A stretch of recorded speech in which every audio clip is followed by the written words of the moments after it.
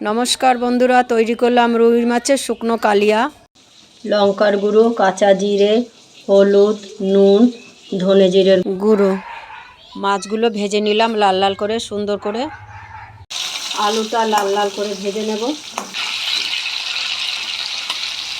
রসুন দিয়ে দিয়েছি, এটাকেও নাড়াচাড়া করে ভালো করে লাল লাল করে ভেজে নেব। আলু কষানো হয়ে গেছে, এখন সব মশলাগুলো জলেগুলো দিয়ে দিলাম, ভালো করে কষাবো।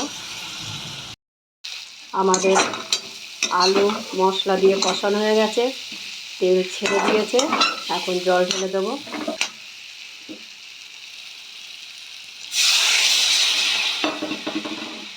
মাছ দিয়েছিলাম ঝোলের মধ্যে, আলু মাছ সিদ্ধ হয়ে গেছে, আমাদের রেডি রুই মাছের শুকনো কালিয়া। খুব সুন্দর হয়েছে, আমার তো খুব ভালো লেগেছে। বন্ধুরা বাড়িতে তৈরি করবেন। ধন্যবাদ।